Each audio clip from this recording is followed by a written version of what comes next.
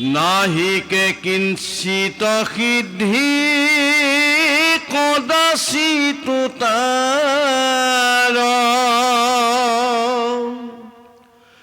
ভকত সংগৰ ফল কহন্ত অপাৰ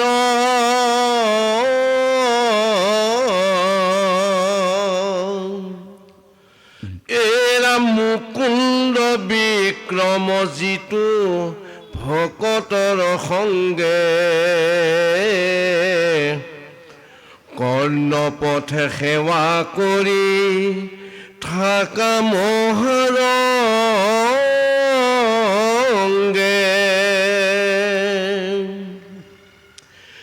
আপুনি ঈশ্বৰ পখী তাৰ হৃদয়ত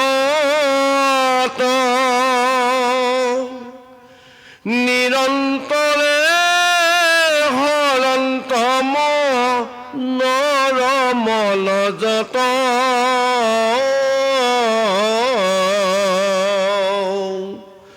এৰাম কিন্তু চিৰকাল সেৱা কৰিলে তীৰ্থক কেৱলে ব্ৰাহ্যৰ মাত্ৰ হৰন্ত পাত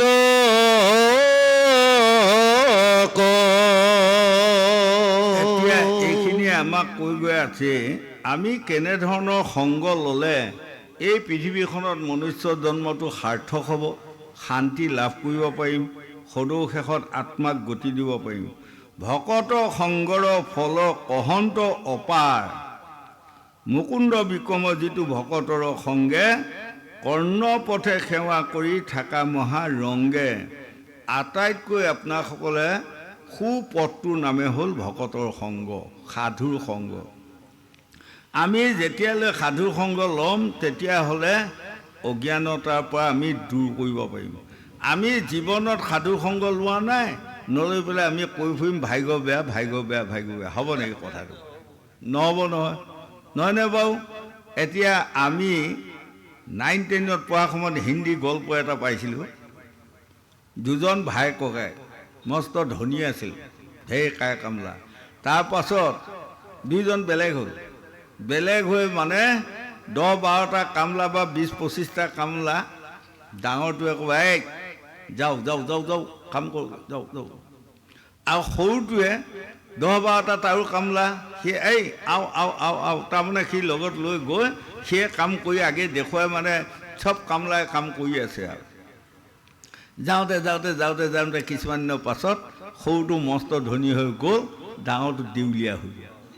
তেতিয়া এজন গুণী জ্ঞানী মানুহক মানে সুধিলে, সোধাৰ লগে লগে তেওঁ কৈছে আপুনি যে ডাঙৰটোক কৈছে, আপুনি যে কৈছে সদায় যাওঁ যাওঁ যাওঁ যাওঁ যাওঁ, আপোনাৰ ধন গৈয়ে আছে। তাৰমানে 10-12টা কামলা পঠিয়াই দিছে যাওঁ যাওঁ, কৰিছেনে নাই নে কি হৈছে অন্ত নাই, হয়নে? আৰু এই সৰুটোৱে যে আও আও আও কৰি যে নিজেও কৰ্ম কৰি গৈ তাৰ কাম বেছি হৈছে, গতিকে সি ধনী হৈ গৈছে। আমাৰ বয়সৰ মানুহে সেই সময়ত এইটো গল্প, হিন্দী গল্পটো পাইছে বাৰু সকলোৱে, হয়নে? হয়নে? অঁ পাহৰিছোঁ বাৰু, ঠিক ঠিক, ধন্যবাদ। হয়, গতিকে ভাগ্যক ঘেৰাই পেলাই যদি এজন মানুহে থাকি ভাই আমাৰ ভাগ্যই বেয়া, কি কৰিম আৰু দিয়ক নহয়। আমাৰ সেইখিনিতে আজি বহুত দিনৰ আগৰ কথা কৈছোঁ, এঘৰ মানুহ, এইটো বাট, এই ঘৰ সেই ঘৰ, সেই ঘৰ ছোৱালীজনী আপোনাৰ ফাৰ্ষ্ট ডিভিজন পাছ কৰিলে, আৰু এই ঘৰ ল'ৰাটো মেট্ৰিক দিছিলে বাৰু ফেইল কৰিলে। এই সিঘৰে সেইদিনা মানে মানুহ দুনুহ মাতি ৰসগোল্লা টচগোল্লা চাহ তাহ খুৱাই আছে। আৰু সিহঁতৰ ঘৰৰ পৰা অহা ভাই মানে এইবিলাক ৰাস্তাত পিছুৱা আকৌ ইঘৰ পায় নহয়, কেইগৰাকী মানে সুধিছে আইসকলে, আৰু এই ইহঁতৰ ঘৰকে আহিছিলোঁ দিয়ক, এই দেই তহঁতৰ বোলে ল'ৰাটোৱে মেট্ৰিক দিছিল, কি হ'ল? তেতিয়া মাকে মানে কান্দিছে, আমাৰ ল'ৰাটো ফেইল কৰিলে, আমাৰ ভাগ্যই বেয়া দেই, আমাৰ ভাগ্যই বেয়া। হয়, কান্দিছে। আৰু এতিয়া ভাগ্য বেয়া বুলি পেলাই দুগুৰি কান্দিলে হ'বনে? আপোনাৰ ল'ৰাটোৱে কিমান পঢ়িছিল আপুনি নজৰ দিছিলেনে সেই সময়ত? নাই দিয়া। ভাগ্যখন কলমডালে ভাগ্যখন নানেই, পঢ়া শুনা কৰিব লাগিব, হয়নে নহয়? গতিকে আমাক কয় যে সেই লোকসকল ভাগ্যক ঘূৰাই থাকিলে নহয় এইখিনিতে এখন মহাভাগৱত চলি আছে সেইখিনিতে আপোনাৰ ঘৰ বৃহস্পতিবাৰে এঘণ্টা আহি ভাগৱত শুনিব লাগে নাহে আপুনি নাহি পেলাই পাছৰ দিনা দুখ পাই পেলাই ক'ব ভাগ্য বেয়া হ'ব নেকি কথাটো হে ঠাণ্ডা বুলি কৈ পেলাই যদি আহে সেইকাৰণে আমাক কয় যে ভকত হয়নে যিসকল ভকত হ'ব বিচাৰে তেওঁ ভকভকীয়া হ'ব বিচাৰে তেওঁ ঠাণ্ডা গৰমক ভূক্ষেপ নকৰে হয় এতিয়া যদি এজন মানুহ আপুনি কয় গৈ মন কৰিবচোন প্ৰমাণ আছে বাপৰি বিয়াত ঠাণ্ডা পৰিছে দেই হয় সিজনো আকৌ আহি গ'ল হয় হয় বা লাহেকৈ যদি এনেকৈ কয় বাপৰি বিয়া ঠাণ্ডা দেই আহি গ'ল এই আঘোণ মাহ পুহমহীয়া যদি ঠাণ্ডা নহয় কেতিয়া হ'ব ঠাণ্ডা কওকচোন বাৰু হয়নে এই কিমান ঠাণ্ডাই আকৌ কিছুমানে মন কৰিবচোন গৰম দিনত বিয়াত গৰম দেই বা কি যাবি শাস্ত্ৰ ভাগৱত গৰম দেই আশা এই গৰমৰ দিনকেইটাই যদি গৰম নহয় কেতিয়া হ'ব গৰম গতিকে আমাক কৈছে যিসকলে ঠাণ্ডা গৰমক ভূক্ষেপ নকৰি ভকতৰ সংগ ল'ব সেইসকলেহে কলিত ভকতি উপাৰ্জন কৰিব পাৰিব ভকতি বুলি কোৱা বস্তুটো বাটত গৈ থাকোঁতেও পায় কিন্তু কিছুমানে বিচাৰি ফুৰিলেও তাক পাবা নাই হয়নে বিচাৰ লাইন এটা আছে আজি কোনোবা কেইজনমানে বৰঙা বাৰীত এনে গুণী জ্ঞানী লোক কেইজনমান ওলাল বা কেইগৰাকীমান মানুহ ওলালে সকলোৱে এইখিনি বোলে এখন ভাগৱত পাতোঁ দেখিছেনে এইসকল কম জ্ঞানী নে এইসকলৰ পাৰধূলি আমাৰ অধৰ্মৰ মাথাত থাকক এতিয়া এইখন ভাগৱত পাতি দিছে আপোনালোকে আহক এই সময়ত এঘণ্টা ডেৰ ঘণ্টা ভাগৱত শুনি গুচি যাওকগৈ যা বুলিয়ে যদি নাহিব গৰমৰ দিনতো গৰম বুলিয়ে নাহিব নহয়নে বাৰু আকৌ কিছুমান মানুহ এনেকুৱা হয় দিন ছুটি আৰু দেহি ঘৰৰ কামখিনিকে কৰিবানো কিনো ভাগৱতক যাবি হয় এতিয়া কিছুমানক কওঁতে কয় ভাগৱতক যাবি নে এই আজি টাইমে নাই যোৱাই টাইম নাই কয় নহয় যিদিনা কালফুৰা খফুৰা বেং কামোৰা তিনিটা জমদূতে নিব আহিব সেইদিনা সাহস আছে যদি ক'বচোন আমাৰ আজি যোৱা টাইম নাই বুলি পাৰিব ক'বা সেইদিনা টাঙনৰ ভয় টুৰ টুৰকৈ গুচি যাব লাগিব হয়নে গতিকে আগেই বান্ধিবা আলি তেতিয়াহে খাবা নানান খালি আমাৰ এয়া ফকৰা বুঢ়ীসকলৰ আই মাতৃসকলে কয় আগতে বোপাহঁত আগেই বান্ধিবা আলি তেতিয়াহে খাবা নানান খালি গতিকে আমি এই আত্মাক গতি দিয়া বা এইখন পৃথিৱীত মনুষ্য জন্মলৈ শান্তিয়ে ভাতমুঠি খাই জীয়াই থকা দিনকেইটা সুখৰ আনা সাধুৰ সংগ লোৱাৰ বাহিৰে অন্য একো নাই বুলি আজি ভাগৱতে আমাক বুজাই দিলে গোবিন্দ যাওক তীৰ্থৰ সাধুৰ এহি বুজিও অন্তৰ এতেকে তীৰ্থৰ কৰি সাধু শ্ৰেষ্ঠতৰ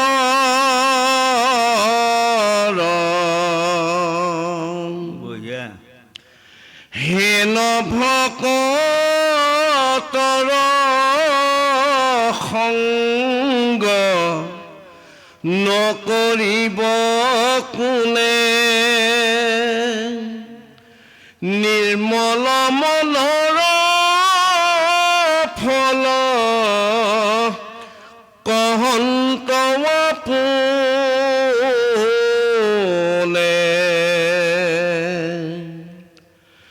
মন শুদ্ধ ভৈলে মিলে নিষ্কাম ভকতি এতেকে কৃষ্ণৰ কৃপা মিলে তাক প্ৰতি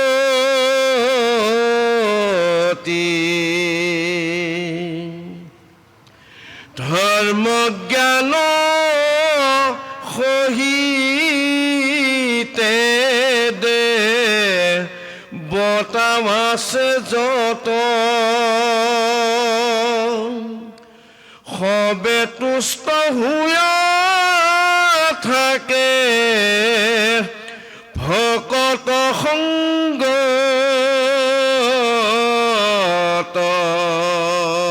এতিয়া এই ভাগিটোৱে কিমান সুন্দৰ কথা এটা কৈছে আমাৰ ইন্দ্ৰিয় বৰ্গৰ ৰিপু ধাতু 6টা ৰিপু আছে লোভ মোহ কাম ক্ৰোধ মন মচৰ্য 5টা কৰ্মেন্দ্ৰিয় নাক কাণ কৃষ্ণ হাত ভৰি গুহলিংগ মুখ 5টা জ্ঞানেন্দ্ৰিয় আছে নাক কাণ চকু জিভা তত মন বুদ্ধি চিত 17 তম কাল আৰু মায়া 24টা তত এই 24টা তত পঞ্চটা ভূত শীত তপ তেজ মূৰ্ত বম এই 5টা ভূতৰ লগত আৰু আছে অহংকাৰ অভিমান অসূয়া বাহাদুৰি টেম্পাৰ গৌৰৱ জেদ বহুত আছে আটাইসকল কাৰ লগত আছে জানে এই আগৰভাগিত ক'ল মনৰ লগত আছে মনে যিটো কয় সেইসকলে তাকে কৰি ফুৰে আৰু এইসকলে যদি শান্তিয়ে বসবাস কৰা ঠাই এটা আছে তাৰ নামে বোলে কি সাধু সংগ এতিয়া আমাৰ বাৰু কাৰোবাৰ এই ভাগৱত শুনি থকা সময়খিনিত এই মনৰ এইবোৰ ইন্দ্ৰিয় বৰ্গৰ ৰিপু ধাতুৱে কাৰোবাক আমনি কৰিছেনে নোৱাৰে কৰিবা ক্ষমতা নাই তাৰ হয়নে মনক সেইকাৰণে 1 নম্বৰতে আমি প্ৰত্যেকক অহংকাৰক সাৱধান অভিমানক সাৱধান গৌৰৱক সাৱধান এইসোপা কৰি ফুৰিবলগীয়া নাই লোভক সাৱধান মোহক সাৱধান কৰি ফুৰিবলগীয়া নাই আপোনালোকে যেনেকৈ মন কৰিব এটা ঘোঁৰাটো কাণত ধৰা লোমত ধৰি লেগুত ধৰি ফুৰা কথা নাই লাগামডালত ধৰিবা যত্ন কৰক লাগামডালত যদি ধৰি আপুনি জাপ মাৰি উঠে ঘূৰাই পেলাব নোৱাৰে হয় এই তদুপ আমাৰ শৰীৰৰ যিমান ইন্দ্ৰিয় বৰ্গৰ ৰিপু ধাতু আছে তাৰ গুৰিয়ালটোৰ নাম হ'ল মন মনক আপুনি যদি ভালদৰে লাগামডাল ধৰি দিব পাৰে এই তেনেহ'লে আপুনি এখন সংসাৰত বাচিয়ে গ'লে সেইকাৰণে আমাৰ আগৰ আইসকল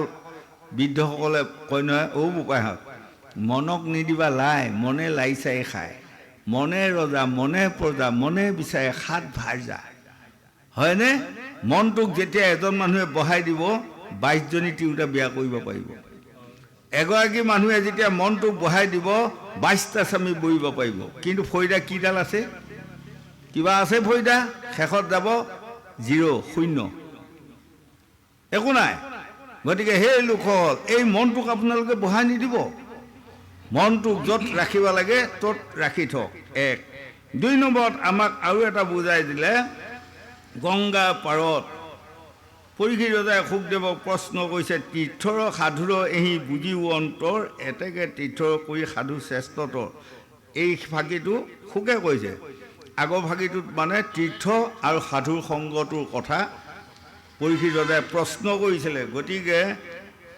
এই অন্তৰ সমনিতে দেহৰ ইন্দ্ৰিয় বৰ্গৰ ৰিপু ধাতুক শান্তি দিয়া বা বৈশ্যতা স্বীকাৰ কৰোৱা ঠাইখনৰ নামে হ'ল সাধুৰ সংগ আৰু বাহিৰত দেহ শুদ্ধি মন শুদ্ধি বাহিৰৰ বাহ্য শুদ্ধি কৰাখিনিয়ে হ'ল তীৰ্থ ভ্ৰমণ আমি তীৰ্থ ভ্ৰমণো কৰিব লাগিব তীৰ্থ ভ্ৰমণ কৰিব গ'লে তাত নানা ৰকম জ্ঞানী মানুহ পোৱা যায় নানা ৰকম ভকতি কৰা দেখি অহা যায় সেইবোৰৰ পৰা আমাৰ মনটো আৰু মানে ভকতি দিশত আগবাঢ়িব কিন্তু তীৰ্থ আৰু সাধু পাৰ্থক্য আছে তীৰ্থই সাধু সংগ নাপায় সেইকাৰণে আপুনি মন কৰিছে ভগীৰথে যেতিয়া গংগা দেৱীক প্ৰাৰ্থনা কৰি মানে সন্তুষ্ট কৰাৰ পাছত গংগা দেৱীয়ে অকল তোমাৰ তপস্যাত মই সন্তুষ্ট হ'লোঁ এতিয়া কি কৰি দিব লাগে কোৱা তেতিয়া ভগীৰথে ক'লে মোৰ পৰম পিতামহসকল কপিলমুনি আশ্ৰমত শিলা হৈ নৰকত আছে আজিও গতিকে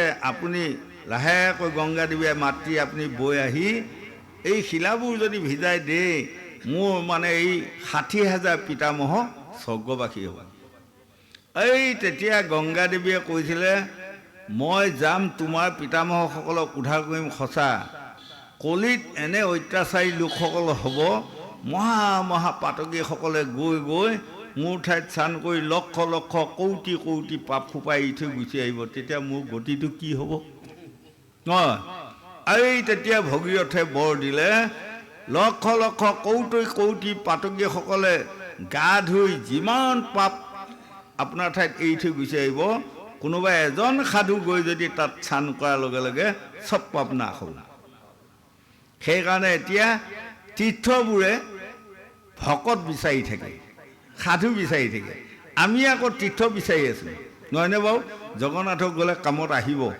পৰশুকুণ্ডক গ'লে কামত আহিব আমাৰ পাপ নাশ হ'ব কাৰণ ৰামায়ণত লিখা আছে পশুকুণ্ডে যিটোজনে কৰিবেক স্থান সকলো পাতকতাৰ হৈবেক মোচন।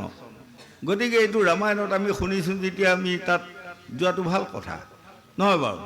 গতিকে এতিয়া কিন্তু সেই পৰশুকুণ্ড জগন্নাথ তীৰ্থ গয়া কাশী গয়া বৃন্দাবন মথুৰাইও কিন্তু সদায় আহ্বান কৰি আছে ভকত বৈষ্ণৱ আহক, ভকত বৈষ্ণৱ আমাৰ ঠাইত আহক। গতিকে সাধু আৰু তীৰ্থ সংলগ্ন আছেই হয়নে? গতিকে আমাক কয় যে সেই লোকসকল সাধুৰ সংগটোৰ নিচিনা উত্তম সংগ আৰু কোনো নাই। গতিকে আপোনাসকলে পাৰ্য মানে কলিত যিসকলে সাধুৰ সংগ ল'ব সেইসকলেহে এই ৰিপুসমূহক মানে পৰিচালনা কৰিব শিকিব। নহ'লে কলিত ইমান মহাবল আহিব ৰিপুসমূহৰ কলিত মনুষ্যসকলৰ ভূ হেৰাই যাব, নোৱাৰিব, সমাধা কৰিব নোৱাৰিব। পাছত যাওঁতে যাওঁতে যাওঁতে যাওঁতে ঘূৰ বিপদত পৰি একোজন মানুহে এনেকুৱা পৃথিৱীত কোৱা শুনা গৈছে, কি কৰিম আৰু উপায় নাই, যি হয় হ'ব আৰু, যি হয় হ'ব আৰু, তাৰমানে আত হেৰাই গ'ল হয়নে? গতিকে সাধুৰ সংগ যিসকলৰ থাকে সেইসকলৰ কিন্তু আতটো নেহেৰাই, কোন পথে গৈ থাকিব লাগিব গৈ থাকক। সেইকাৰণে আমাক দেখুৱালে এতিয়া অভিমন্যু মাৰা চক্ৰবেহুটো বিশ্বত দেখুৱাইছে অভিমন্যুক সপ্তৰথীয়ে আগুৰি মাৰিলে নহয় বাৰু। কিন্তু আমাৰ দেহ মাৰ্গত যদি চাওঁ গংগা পাৰত শুকদেৱে পৰীক্ষিত কৈছে আমাৰ দেহতে সপ্তজন বীৰ আছে, শুক্ৰ শনিত মেদ মাংস অস্থি মজা চৰ্ম। এই 7জনৰ বেহুখনত পৰি আত্মা অধোগতি গৈ আছে। গতিকে এই 7জন সপ্তৰথীৰ পৰা আমি বাচিবলগীয়া হ'লে যদি আমি সাধু বৈষ্ণৱৰ সংগ লওঁ তেনেহ'লে আমি বাচি যাম। গতিকে সকলো কথা বিশ্ব আৰু দেহ মাৰ্গত আমাক বুজাই আছে। আমাৰ দেহত সপ্তৰথী, এই 7টা ধাতুৱেই সপ্তৰথী হয়নে? আৰু আমাৰ দেহত বিশ্বত দেখুৱালে 5টা গৌলীয়া মহ বা 5টা হাতী। কৃষ্ণ হয় দিয়ক 5টাই। এই আমাৰ লোভ মোহ কাম ক্ৰোধ মন মচৰ্য 6টা। এই 6টা ৰিপু আমাৰ দেহ মাৰ্গত দেখুৱাইছে, বাহ্যত দেখুৱাইছে এয়াই 6টা হাতী বা 6টা গৌলীয়া মহ। আমাৰ দেহত দেহ মাৰ্গত যদি চাওঁ আমাৰ 6টা ৰিপু। সেইকাৰণে কৃষ্ণকান্ত সন্দিকৈ গ্ৰন্থৰ বাণীখনত লিখিছে, হেৰা লোকসকল আপোনালোকে 2 বিঘা মাটি বাৰী এখন খুব ধুনীয়া গছপুলি বনাবচোন, বনাই পেলাই সৰু বুলি পেলাই ছাগলী পোৱালি এটি তাত এৰি দি থ'ব। এই 2 বছৰমানৰ পাছত আপোনাৰ বাৰীত গছপুলি এটিও নাইকিয়া কৰিব। আজি 2টা কালি 2টা খাওঁতে খাওঁতে শেষ হয়নে?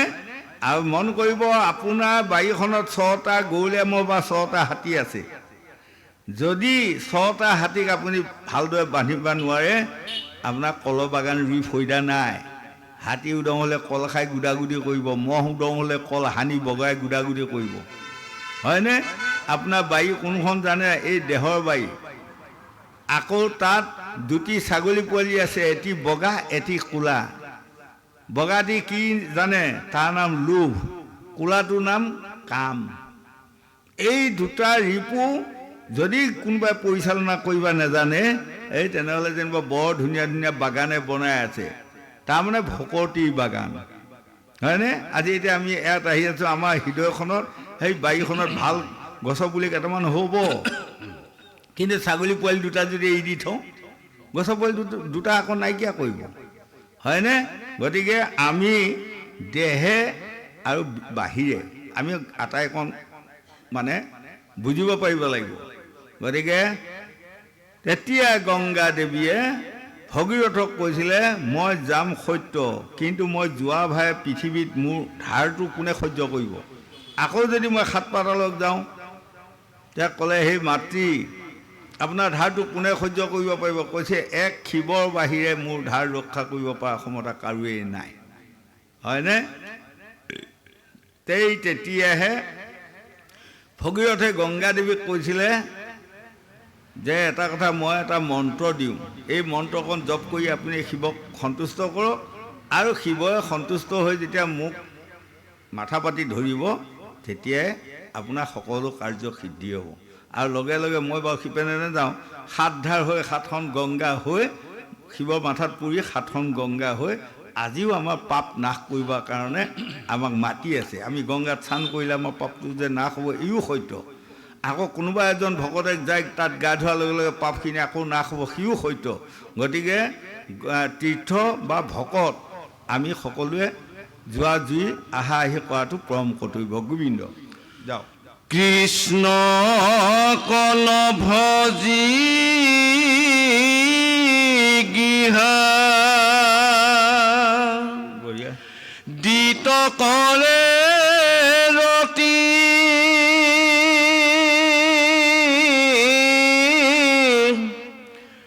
নাহি আৰ তাৰ সম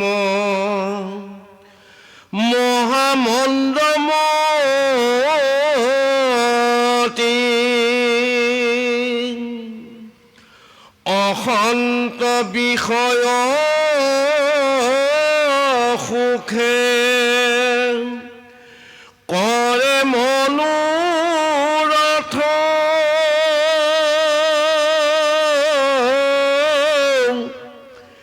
জ্ঞান বৈৰাগ্যৰ সিটো নপাৱয় অৰ্থ এৰাম কৈত পাৱে মহন্তৰ গুণ সিটো যত পশুটো অধম সিটো জানা স্বৰূপত যদি বোলা হৰি তবি মুখ প্ৰাণী যত ফুৰে জোৰে ফেৰেৱাতি দেখায়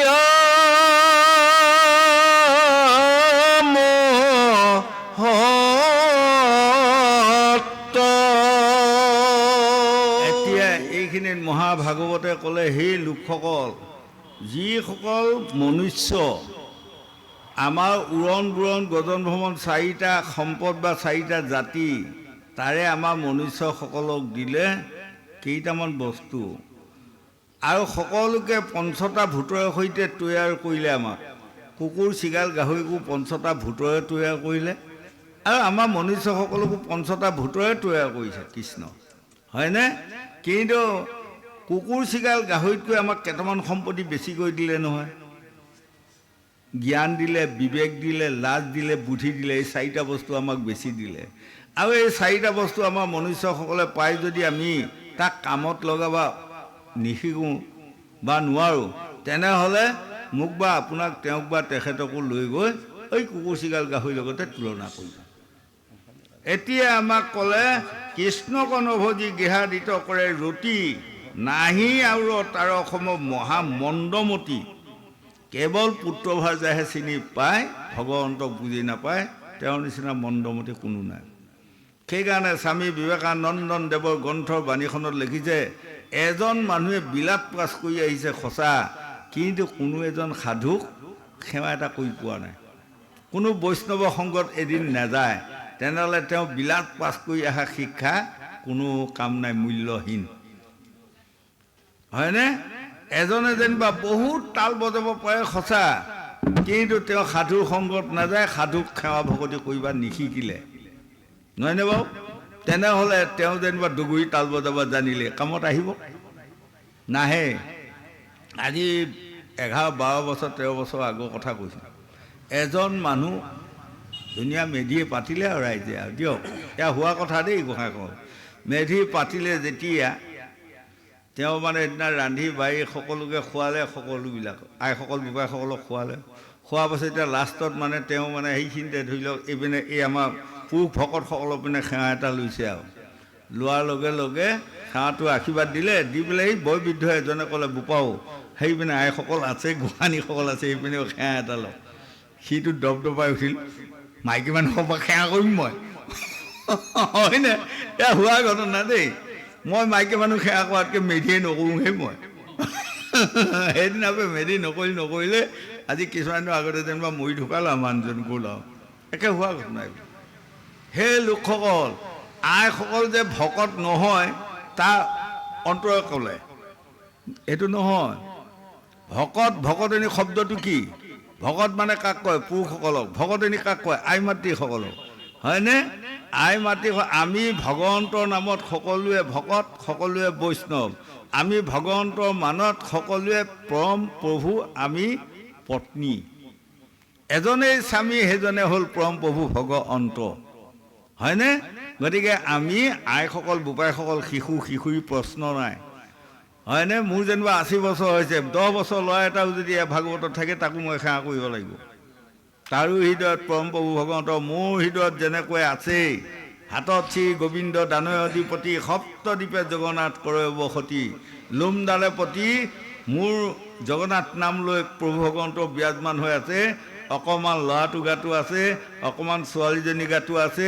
অকণমান বুঢ়ী আই মাতৃগৰাকী গৰ্ভটো আছে গতিকে মই ইয়াত পুৰুষ মহিলা চাবলগীয়া নাই সকলোকে সাধু বুলি মই সেৱা ল'ব লাগিব বৈষ্ণৱ বুলি সেৱা ল'ব লাগিব আজি আমাক এইকণ কথা ক'লে আৰু ক'লে অসন্ত বিষয় সুখে কৰে মনোৰথ অসন্ত বিষয় যদি আপুনি মন কৰিব কেৱল তিতা তৰকাৰীকে সদায় খায় তিতা তৰকাৰীও আপোনাক অপকাৰ কৰিব সপ্তাহত যদি 3 সাঁজ তিতা তৰকাৰী খায় 2 সাঁজ তিতা তৰকাৰী খায় তেনেহ'লে আপোনাৰ শৰীৰটো ভালেহে কৰিব যদি 7 দিনো তিতা তৰকাৰীকে খাই থাকে আপোনাৰ শৰীৰটো অপকাৰ কৰিব তেনেকৈ আমাক ক'লে বিষয় বাসনাৰ সুখটো আমাক লাগিব কিন্তু লাগিব তাক সৎভাৱে লাগিব তাৰ মাজে সুপৰিচালিত কৰিব শিকিব লাগিব আমি ভগৱন্তকো লাভ কৰিব লাগিব হয়নে এগৰাকী মানুহে ভাত সিজাই থাকোঁতে গুণগুণকৈ কি গাই আছে জানে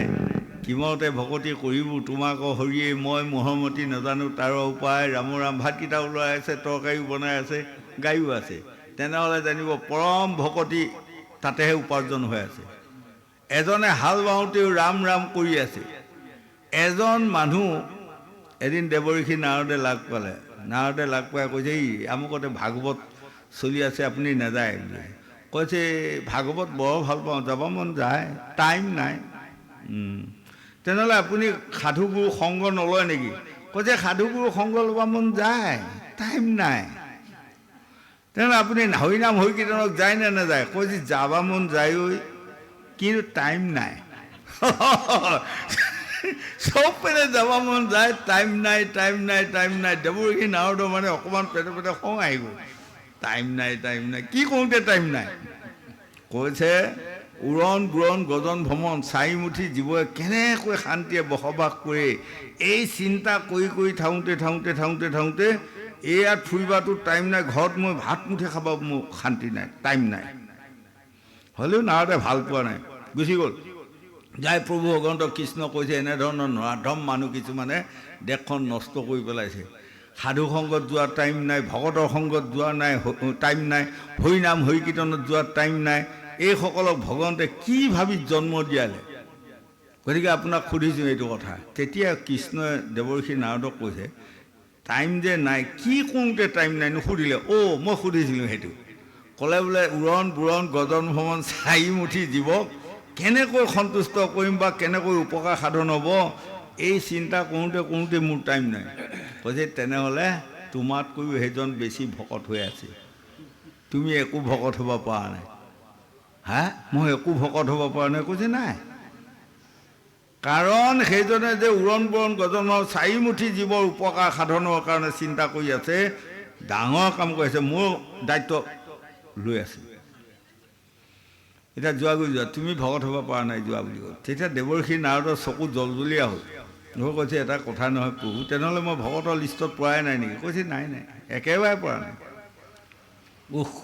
মই স্বৰ্গ মৈত পাতালত নাৰায়ণ বুলি চিঞৰি পৰা এনেই গ'ল বোলে এনেই গ'ল এতিয়া ভকতৰ লিষ্টত দিয়ক আৰু মই অনুৰোধ কৰিছোঁ হয় নেকি ভকতৰ লিষ্টত দিব লাগে ধৰি লওক এইখিনি যোৱাচোন এইখিনিৰ পৰাই এইটো চৰিয়া লৈ যোৱা পানী এচৰিয়া লৈ আহা সাৱধান চিপচিপিয়াকৈ আনিবা এচৰিয়া পানী ক'ৰবাত যদি এক টোপাল পৰে ভকতৰ লিষ্টত মই উঠাব নোৱাৰিম এটোপালো নপৰাকৈ যদি এইখিনি লৈ আনা আজিয়ে ভকতৰ লিষ্টত আৰু নামটো ভৰ্তি কৰি দিম সেইদিনা দেৱঋষি নাৰদে ভাবিলে আজিহে ভকতৰ লিষ্টত নাম পৰিম নহয়নে? এই যাই তাতে আপোনাৰ পানী চৰিয়া ভৰাই লৈ সাৱধান কুঁৱাত যাতে এটোপাল পৰিব সাৱধান কৰি আনি প্ৰভু ভগৱন্তৰ ওচৰত দি কৈছে, প্ৰভু এয়া কৈছে ক'ৰবাত এটোপালমান পৰিল নেকি? কৈছে নাই ক'তো এটোপাল পৰা নাই। ঠিক আছে, এতিয়া যে ইমানখিনি বাট আপুনি পানী চৰিয়া লৈ আহিলে কেইবাৰ মোৰ নাম ল'লে কওকচোন বুলি ক'লে। তেতিয়া নাৱত উৎসৱ খাই উঠিছে। ক'ৰবাত পানী পৰিব বুলি চিন্তা কৰি আহোঁতে আপোনাৰ নাম ল'ব পাহৰাই গ'ল প্ৰভু। কৈছে খাওঁতে শুওঁতে উঠোঁতে বহোঁতে শয়নে সপোনে কাহে হাঁচিয়ে পৰোঁতে পিছলওঁতে হামিয়ে হিকটিয়ে যিজনে মোৰ নাম ল'ব পাৰিব সেইজনকহে ভকতৰ লিষ্টত নাম ভৰ্তি কৰা হয়। গতিকে তুমি টাইম পাইছা এনেই আৰু লৈ ফুৰিছা নাইন বুলি, এতিয়া পানী চৰিয়া আনোতেই ল'ব পাহৰি গ'লা, হয়নে? যদি আমাৰ মানুহে হাল বাব যাওঁতেও ঈশ্বৰৰ নাম ল'ব পাহৰি গ'ল, ভাত খাওঁতেও ঈশ্বৰৰ নাম ল'ব পাহৰি গ'ল, হয়নে? এটা এৰকম ভাগৱতৰ ভোজ এটাত কেইজনমানে ধৰি